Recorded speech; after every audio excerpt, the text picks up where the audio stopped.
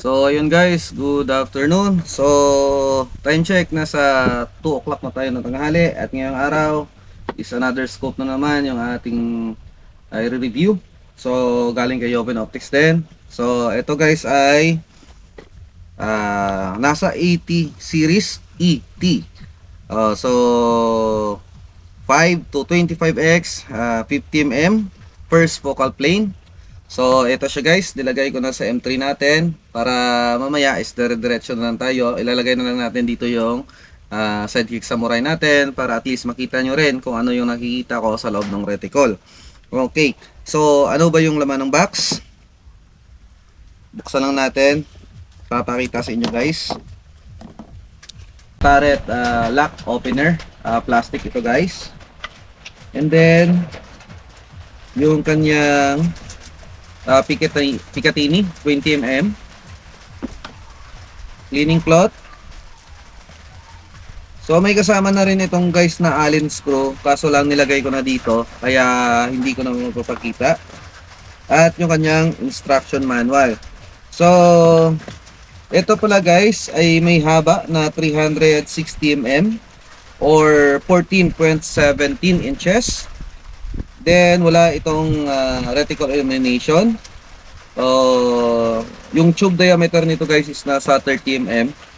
Ayan, umulan na. So sana marinig nyo pa yung sinasabi ko kasi wala pa tayong mic. And then may bigat ito guys na 586 grams or 20.67 ounce. Tapos yung reticle nito guys is naka glass edge na. So ito guys ay mil. And then yung kanyang side parallax is nandito, hindi to siya side tawag dito is tube parallax, kundi side parallax guys. So meron din siyang kasamang magnification lever booster. Ayan. So kukunin lang natin to kasi pag nilagay natin yung sidekick samurai natin dito mamaya is babangga ito guys. So kunin na lang natin. So, kabit lang natin yung sidekick samurai guys.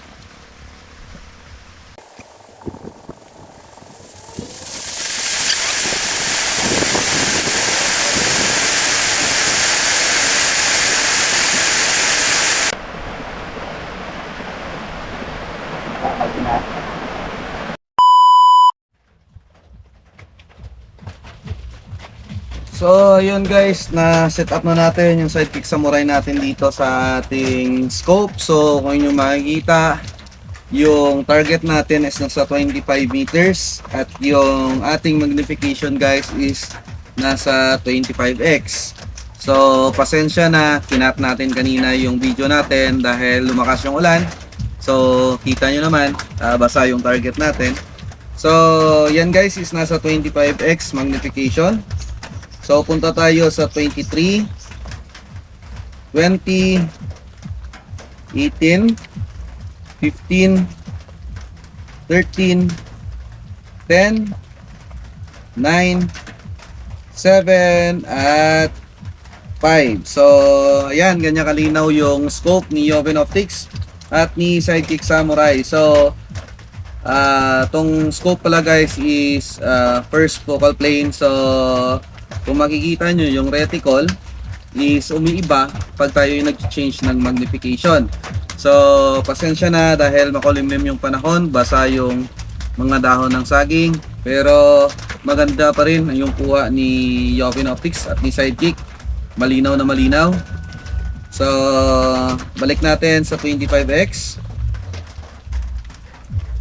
And guys, 25x yan sa 25 meters na target. So targetin naman natin yung 50 meters.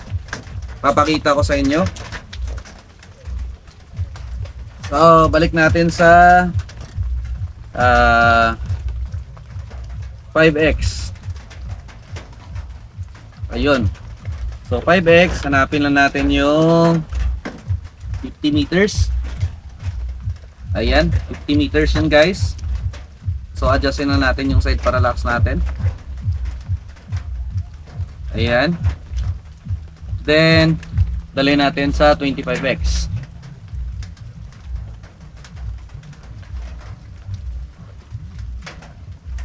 So 25x, konting adjust pa ng side parallax.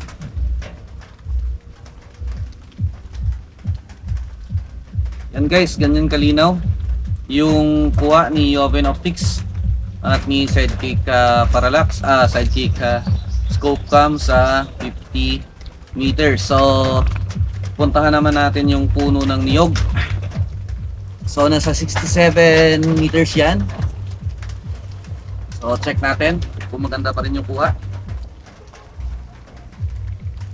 So adjustin muna natin sa 5x.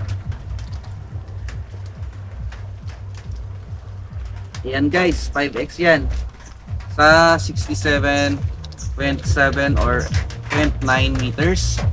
Then i-zoom natin hanggang 25x. Yan, nasa 25x yun guys. Adjustin na lang natin yung side parallax ulit para gumanda na naman yung magnification natin. Ayan. So ganyan kalapit guys kung ito yung scope na gagamitin nyo. So yan lang kasi yung pinaka mas malayo nating makita dito sa area na to. So itong scope guys is magsi-steady na to sa ating M3 at di na natin to papalitan. And next time hahanap tayo ng area na mas malapad pa para at least makapag zero tayo hanggang 100 meters. So yun guys is isa sa mga options ko sa pagbablog para makita nyo naman yung ating pag-improve from 25 meters hanggang 100 meters. So yan guys, ibabalik na natin sa 25 meters and isi-zero muna natin within 25 meters. Okay. So nasa 25 meters na tayo. Ang gawin na lang natin is adjustin yung side parallax. Ayan. Ayan na.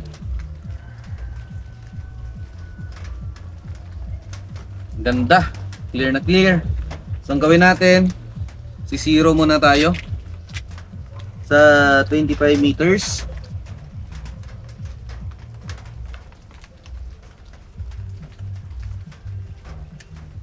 So firing.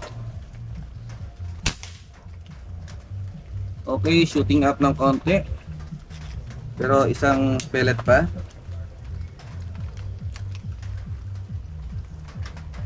Firing. Okay. So adjust lang tayo, one click up. Ito pala guys is locking turret. So maganda ito gamitin sa pag-hunt dahil pag tayo ay naka-zero na sa 25 meters, ilalak na lang natin yung turret kahit masagi pa ito ng kahoy o ng damo is hindi magagalaw yung inyong turret elevation at yung side yung inyong windage.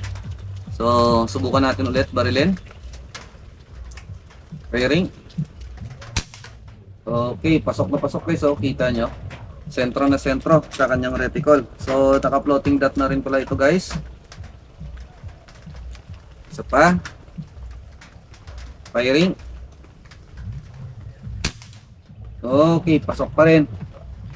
So para sure kasi marami ng tama yung target natin, dito naman tayo sa area na walang masyadong tinamaan. Yan. So tatlong bala yung gagamitin natin dito. First pellet, firing. Ayun. Then second pellet. Firing. Okay, shooting up. Adjust lang tayo. Ayan. And isa pa.